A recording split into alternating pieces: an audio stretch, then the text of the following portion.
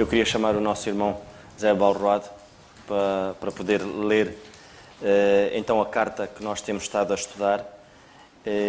Desde já um abraço muito forte mesmo ao nosso irmão Alberto, um abraço ao nosso irmão Benjamin, um abraço ao nosso Dário, ao Cristóvão, ao Eloy, a todos que nos ouvem, sempre na esperança de que daqui a pouco tempo vamos estar todos juntos, mas o Senhor sabe todas as coisas. Vamos dar então início ao estudo. Eu vou passar então a palavra aqui ao Zé. Colossenses 2. Sim. Ora, eu cumprimento aqui os irmãos e todos aqueles que nos seguem lá em casa na internet, na graça e paz do nosso Deus. Diz assim a palavra do Senhor, Colossenses capítulo 2. Porque quer que saibais com grande combate tenho por vós e pelos que estão em Laodiceia, e por quantos não viram o meu rosto em carne, para que os seus corações sejam consolados e estejam unidos em amor e enriquecidos da plenitude da inteligência, para conhecimento do mistério de Deus, Cristo, em quem estão escondidos todos os tesouros da sabedoria e da ciência.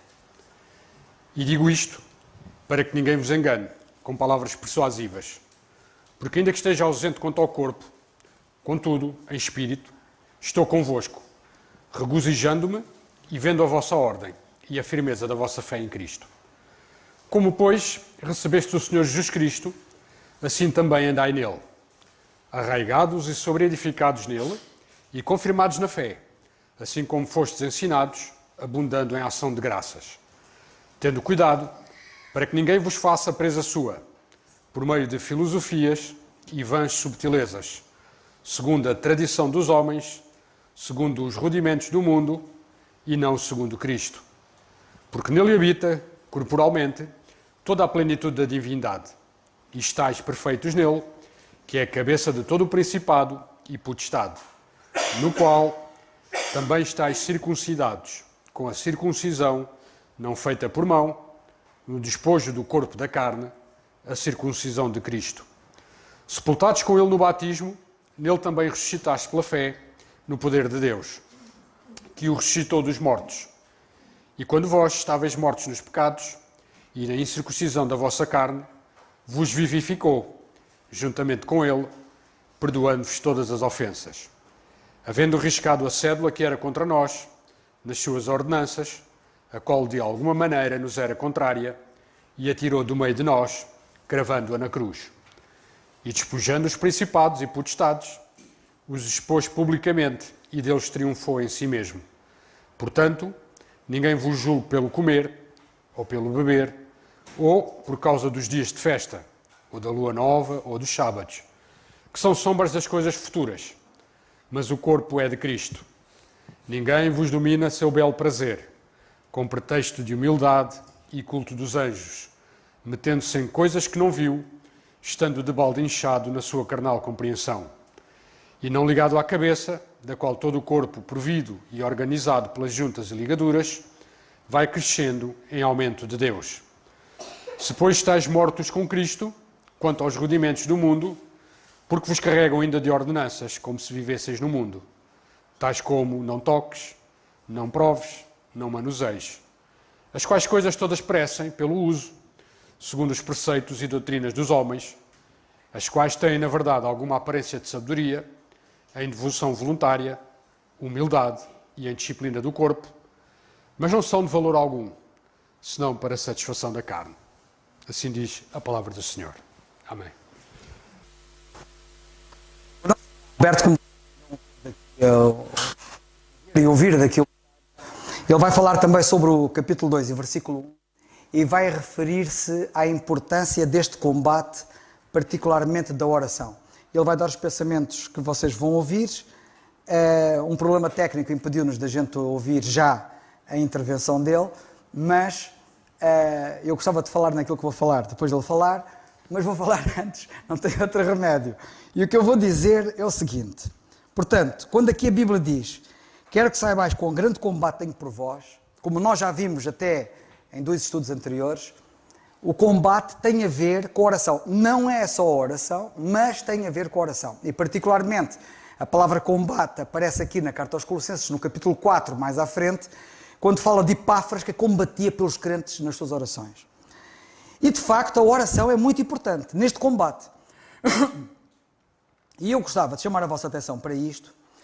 Antes de me referir concretamente ao contexto, eu quero dizer o seguinte.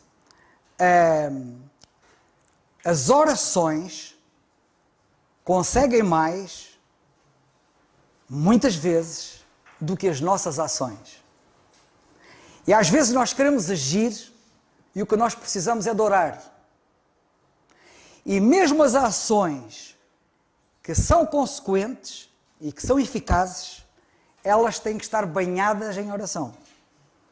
Portanto, da oração ninguém se livra. E o que é importante nós termos a noção é que a oração consegue o que ações não conseguem. Eu costumo dizer que alguns podem se livrar da nossa presença. Alguns podem se livrar das nossas palavras, mas eles não têm como fugir das nossas orações. E quando nós oramos, eles não têm como fugir nem como escapar. Não têm proteção nenhuma às nossas orações. As pessoas podem se proteger da nossa presença, podem se proteger da nossa intervenção, podem se proteger das nossas palavras, mas elas não podem proteger-se das nossas orações. E se vocês têm algum problema para resolver, problema difícil, problema que exige combate duro, porque há coisas que não se conseguem senão com combate duro, não se esqueçam que podem fazê-lo sem gastar uma munição, apenas orando. E, portanto, o orar é muito importante. E agora, em relação ao contexto da passagem que eu quero aqui referir. Antes de dizer exatamente aquilo que está aqui no contexto, eu quero dizer que a palavra combate significa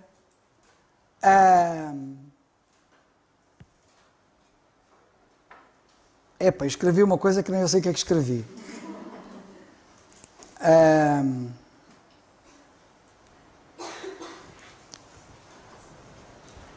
O que é que eu escrevi? Boa questão.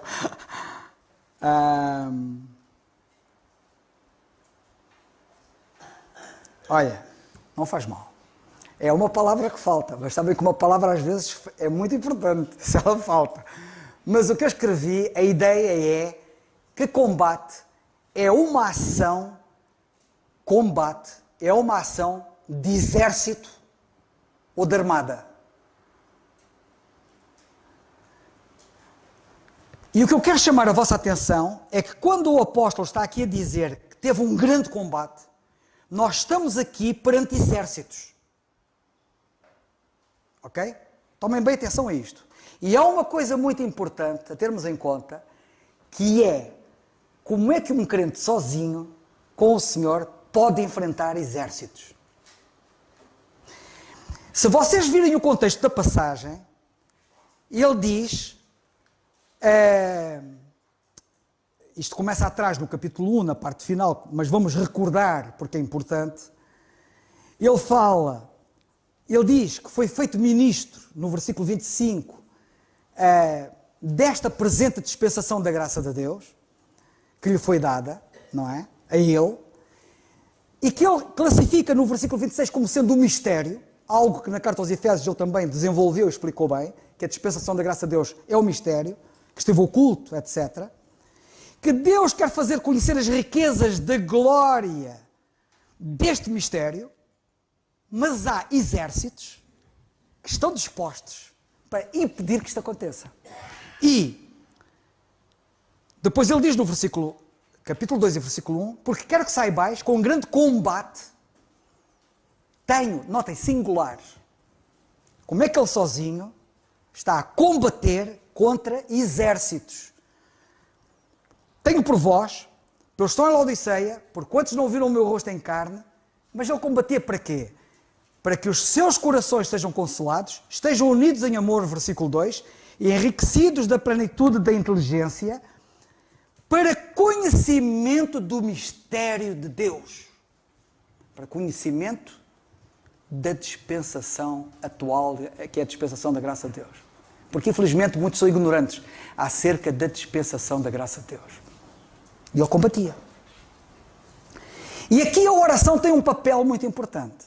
Aliás, sabem que há exércitos literalmente exércitos, e não são exércitos humanos, são os exércitos diabólicos que estão empenhados em impedir que esta verdade seja conhecida, que se opõem à divulgação desta verdade, que se opõem ao esclarecimento e ao conhecimento desta verdade, e a oposição destes exércitos é de tal ordem que o apóstolo Paulo disse: por esta causa eu sou prisioneiro de Jesus Cristo. Ele foi parar à prisão por intervenção desta oposição diabólica.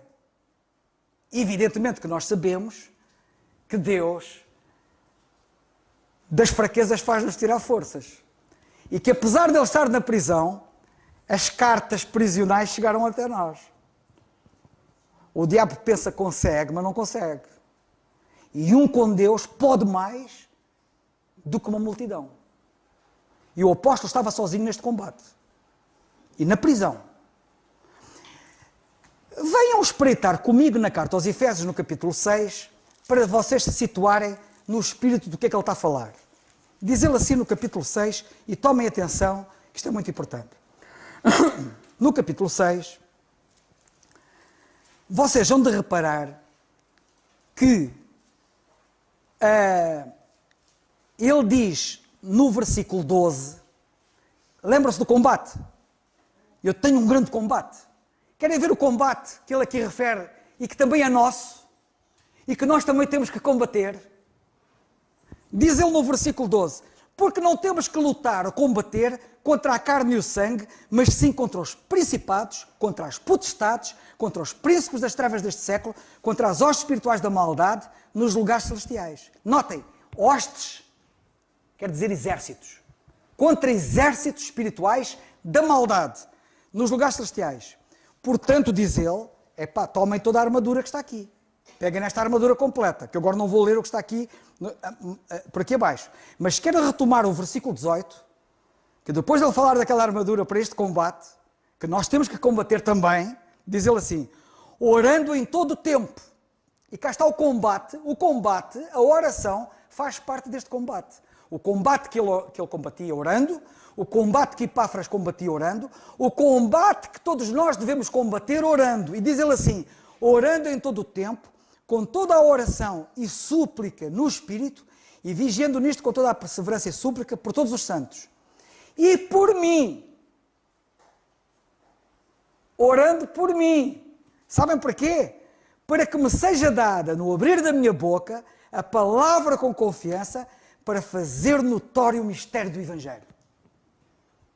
Orar por nós próprios, para sermos capazes de romper as barreiras e de rompermos pelos exércitos que se opõem e conseguirmos o objetivo de levar a verdade do mistério a se tornar notória, a se tornar clara, como nós lemos aqui nesta passagem. Diz ele no versículo 20, pelo qual, mistério do Evangelho, eu sou embaixador em cadeias. E, portanto, orem por mim, para que eu possa falar dele livremente, como convém falar. E eis que ele está a falar dele livremente, como convém falar, em cadeias, está preso em Roma, a escrever a carta aos Colossenses, como estava preso em Roma, a escrever a carta aos Efésios. A oposição à verdade do mistério é titânica. Não é por acaso que de milhares de coisas que nós temos na Bíblia e que nos dizem respeito, a mais ignorada é esta. Por que será? Por que será que a verdade do mistério é mais ignorada? Sendo que, estudando-a nós com cuidado, é a mais importante. Por que é que ela será a mais ignorada? Porque as hostes estão a conseguir os objetivos que têm. E nós temos um papel importante para, além do dever de estudarmos a Bíblia, temos o dever de orar por isto. Porque conseguimos pela oração o que não conseguimos tantas vezes pela nossa própria ação.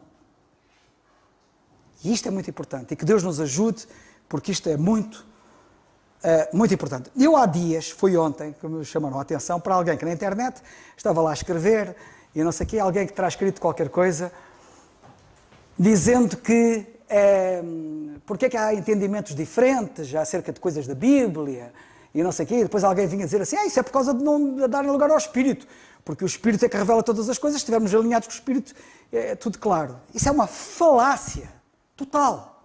Nós sabemos que o Espírito é que inspirou as Escrituras e sabemos que o Espírito é que nos dá luz sobre as Escrituras, mas sabemos que para conhecermos as Escrituras tem que haver empenho e esforço da nossa parte, tem que haver estudo e dedicação da nossa parte. E a razão porque há crentes que têm opiniões diferentes é porque estudam de formas diferentes.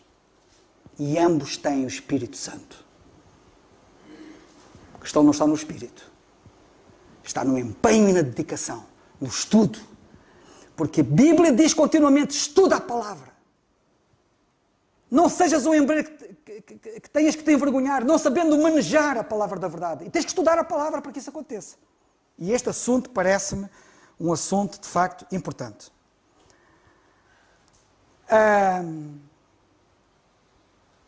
Mais importante, ouçam bem isto, muito mais importante do que falar às pessoas sobre Deus, é falarmos a Deus sobre as pessoas. Às vezes queremos chegar ao pé das pessoas e falarmos acerca de Deus. Olha que Deus diz isto, olha que é assim, tu estás mal e não sei o quê. Não temos êxito. Vamos antes falar com Deus acerca das pessoas, para que Deus as ajude. Vamos ter êxito.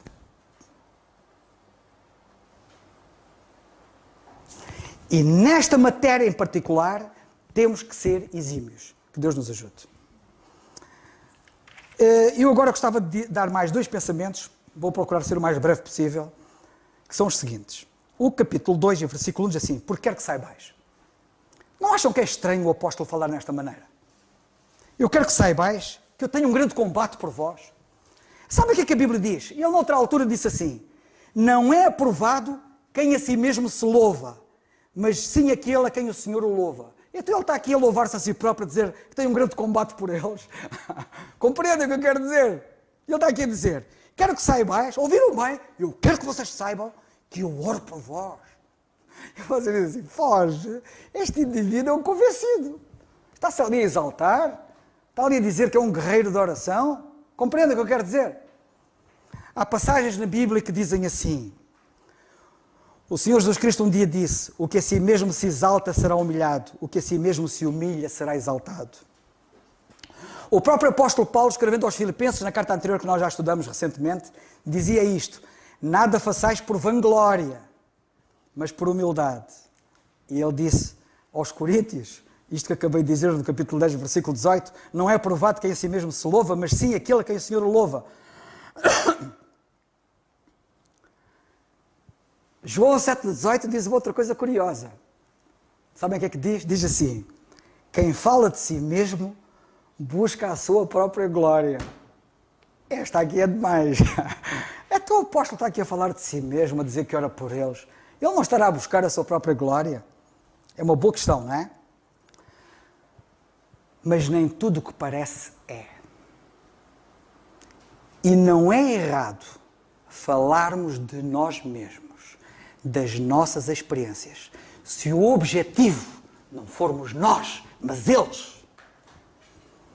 E o objetivo do apóstolo a falar acerca disto não era ele, nem a sua glória, não era o seu interesse, nem os seus interesses, mas os interesses superiores dos crentes colossenses. Reparem o que é que ele diz aqui.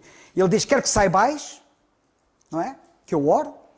Versículo 2, para quê? Para eu ficar exaltado, para eu ficar reconhecido, para vocês olharem para mim e acharem, tu és um exemplo e tal. Não, para que os seus corações sejam consolados e estejam unidos em amor e enriquecidos da plenitude da inteligência para o conhecimento do mistério de Deus Cristo. Eu quero que vocês saibam que eu oro para que vocês estejam no ponto.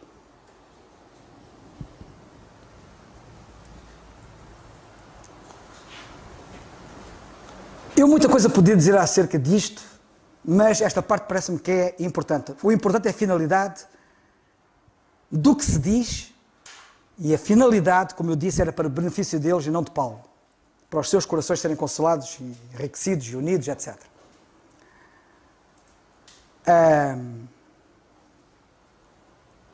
Há coisas que os crentes devem saber que estão a ser feitas. Há coisas que os crentes devem saber que nós estamos a fazer. Sabem para quê? Para os responsabilizar. Por exemplo, nós estamos aqui reunidos regularmente, semanalmente. Sabem que há luz que se gasta? Há água que se gasta? Há despesas aqui inerentes ao funcionamento das instalações da igreja? É importante que os crentes que nos estão a ouvir e que não estão aqui neste momento saibam disto. Para sentirem o peso da responsabilidade de que a luz tem que ser paga, que a renda tem que ser paga, que não sei o que tem que ser pago. Alguém tem que pagar isto. Aqueles que se demitem da responsabilidade de estarem onde não estão, devem lembrar-se de que têm responsabilidades a vários níveis. Eu só apenas citei um material e físico tão rudimentar face à grandeza das nossas responsabilidades, que devem sentir o peso daquilo que nós dizemos. Falamos em Angola, falamos em Luanda, falamos no Lubango, falamos em São Paulo, falamos até já em Londres. Eventualmente, isto tem custos. Para nós conseguirmos chegar lá, temos que estar todos empenhados, cada qual fazendo a sua parte. Há pouco citei a importância daquele nosso irmão lá atrás, que é o nosso irmão Márcio, mas eu não me engano o nome, o nosso irmão Márcio, como sendo capital para que nós ouçamos o nosso irmão Alberto aqui às quartas-feiras, como nós temos ouvido no estudo bíblico. E ele faz um trabalho único. Se ele não fizer aquele trabalho, vocês não vão ter o privilégio de ouvir o nosso irmão Alberto. Quantos benefícios há que a igreja não está a ter porque tu estás a falhar, porque tu não estás a ser o que devias ser, porque não estás a fazer o que devias fazer.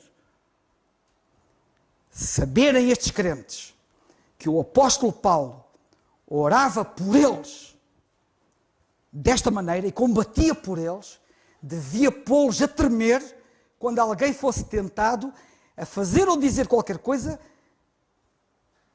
que atrapalhasse. Porque o objetivo da oração dele é para que eles fossem consolados. O objetivo da oração dele é para que eles fossem unidos.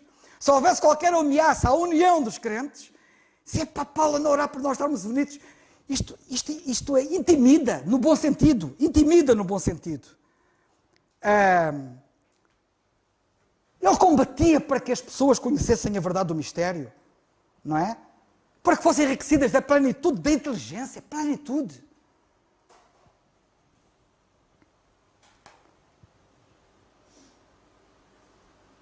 Eu vou fazer uma pergunta que é uma pergunta de propósito, que é esta.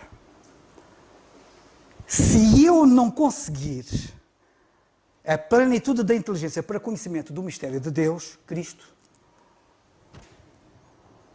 a oração de Paulo falhou. O combate dele falhou.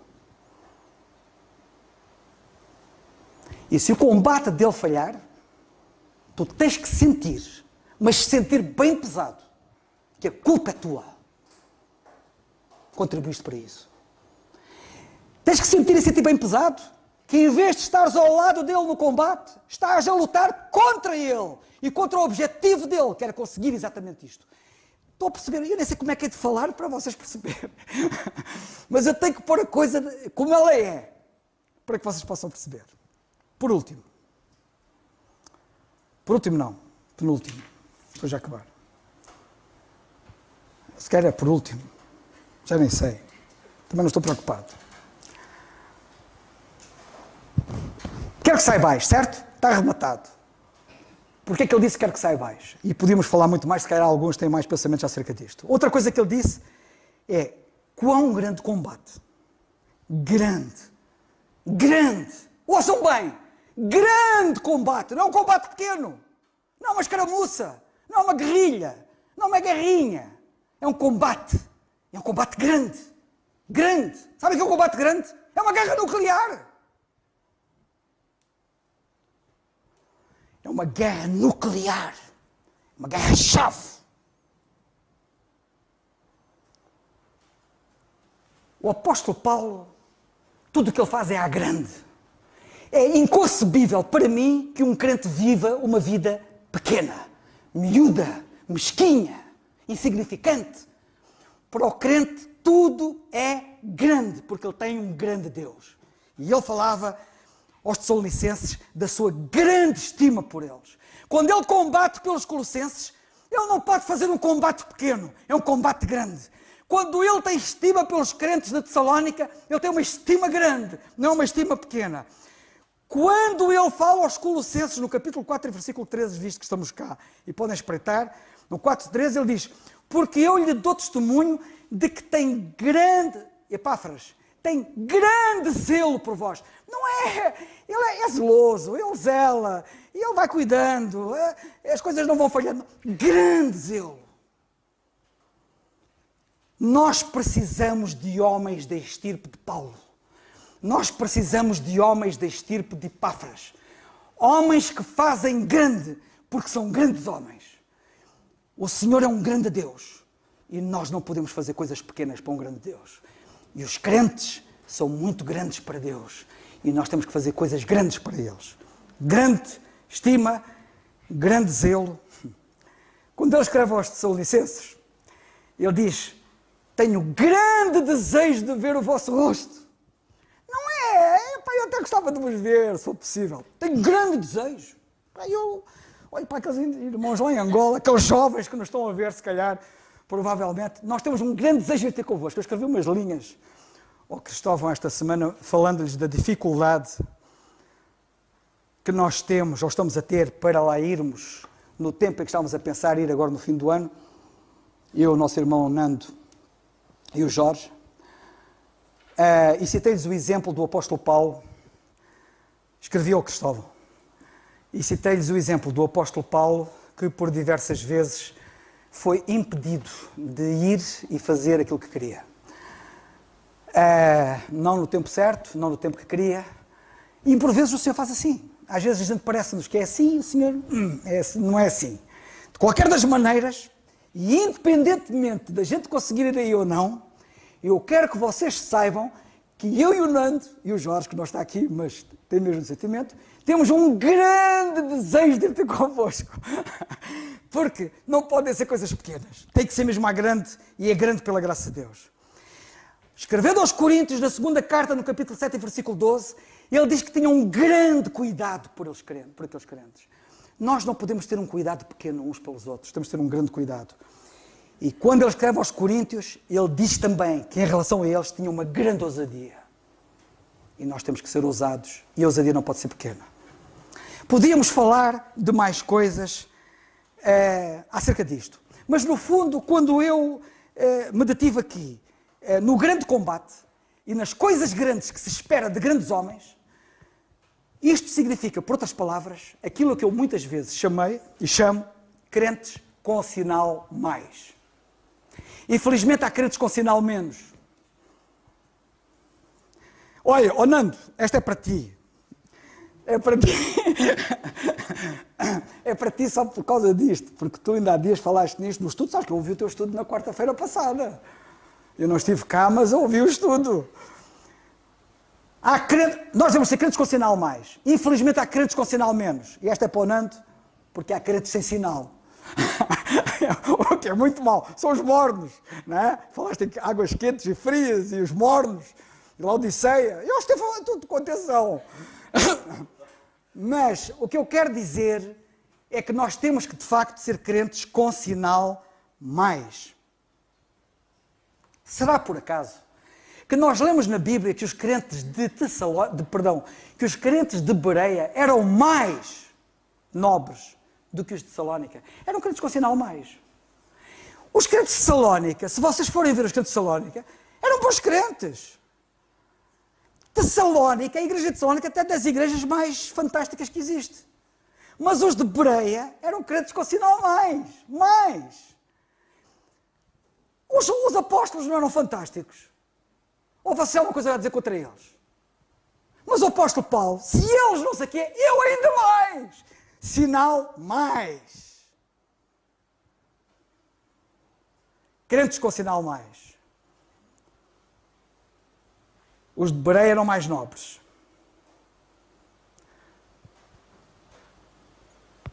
Áquila e Príscila, aquele casal maravilhoso, Áquila e Priscila, aquele casal maravilhoso, quiseram explicar mais, pontualmente a Apolo, o caminho do Senhor. Crentes com sinal mais. Apolo era um gigante, hein? Mas crentes com sinal mais são capazes de ensinar a gigantes.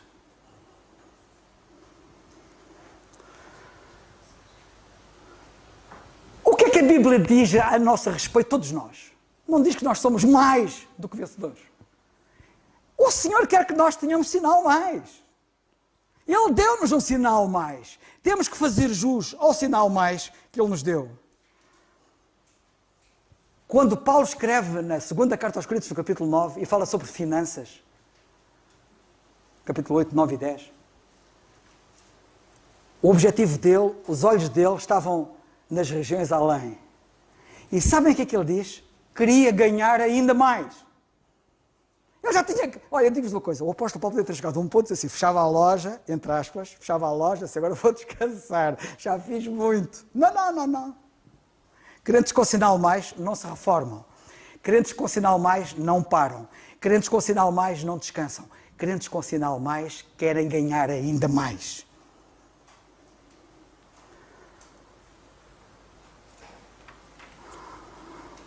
Quando ele escreve aos Coríntios e fala de coisas excelentes, ele não diz que há coisas mais excelentes? E já referi-me ao facto dos outros que é que faziam, ele diz que trabalhou muito mais do que todos eles. Todavia, disse ele, para que ninguém interprete mal o apóstolo, todavia não eu, mas a graça de Deus que está comigo. E quando ele escreve aos Coríntios e fala do outro irmão que ninguém sabe quem é, e que alguns especulam que poderá ter sido Tito ou Timóteo, ou quem quer que seja, mas quando ele fala do outro irmão que provou ser diligente, e agora muito mais diligente, um irmão que já era diligente, e agora, diz ele, muito mais diligente. Isto é progresso. Eu gostava de olhar para cada um de vocês, começando ali na Lara e na Raquel, olhar para a vida cristã delas e dizer assim, estou contente com elas, e daqui um bocado, talvez amanhã, talvez no fim de semana, talvez para a semana, dizer assim, mas elas agora, muito mais ainda. Estão a progredir. Estão a progredir. Isto deve acontecer com todos nós que estamos aqui.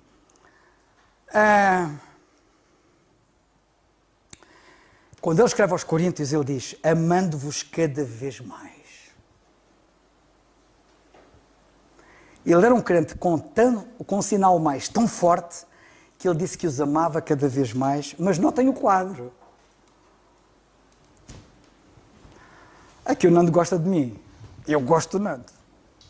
E cada vez gosto mais do Nando, pela graça de Deus. Mas o Nando gosta de mim. Agora, os coríntios não gostavam de Paulo. Porque ele diz, amando-vos cada vez mais, ainda que seja cada vez menos amado.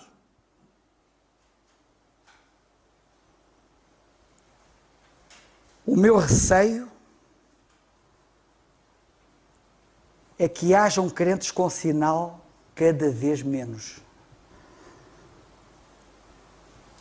Deixai-me dizer que há alguns crentes que eu conheço, já os vi melhor. E nós estamos a falar que crentes com sinal mais são crentes que cada vez estão melhores. Façam um exame à vossa vida e digam, estou melhor ou estou pior? Ou não tenho sinal, que ainda é pior. Como dizia o Nando na semana passada.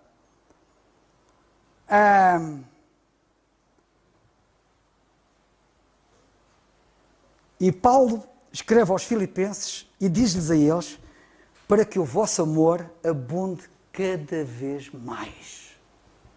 Crentes com sinal mais.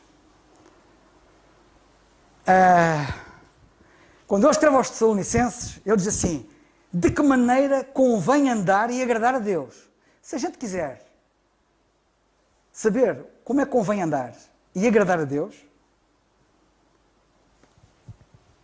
se nós aprendermos como convém andar e agradar a Deus, vamos abundar cada vez mais, que é isto que ele diz aos Tessalonicenses. Vamos abundar cada vez mais. Portanto, se eu quiser abundar cada vez mais, tenho que saber duas coisas muito importantes.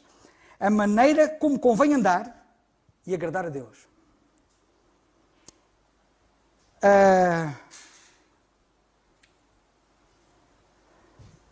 Quando Deus escreveu aos Filipenses, e termino com este versículo, capítulo 1, versículo 21, ele diz, sabendo que ainda fareis mais do que digo. Fantástico. Depois de tudo, ele vira-se para aqueles crentes assim, e eu sei que vocês, Filipenses, ireis fazer mais do que aquilo que eu digo. Isto são crentes, com sinal mais. Que Deus nos ajude. Graças a Deus por mais esse estudo bíblico. Agradeço também a igreja que me recebeu com muito carinho e o amor dos irmãos que foi além das minhas expectativas e constrange de forma que posso ver a mão do Senhor.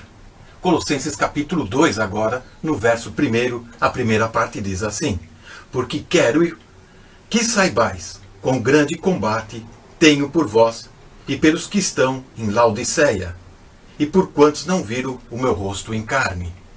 Este verso, que liga o que terminou, 28 e 29 do primeiro capítulo, fala sobre combate. E combate aqui não é uma luta armada, mas é o combate em oração. E a pergunta seria: nossas orações são de fato respondidas? Existe algum impedimento para que Deus não ouça e não responda às nossas orações? Provérbios, no capítulo 28, no verso 9, diz assim: se alguém se recusa a ouvir a lei, até as suas orações serão abomináveis, detestáveis. Provérbios afirma categoricamente que as orações se tornam abomináveis, detestáveis, quando de fato desobedecemos ao Senhor de forma intencional ou consciente. A palavra de Deus afirma que há situações em que as nossas orações não são respondidas. E olha, são muitas, muitas vezes. Tiago, capítulo 4, podemos destacar: muitos pedem, e pedem mal, para os seus próprios prazeres. A resposta desta oração, devido à motivação errada.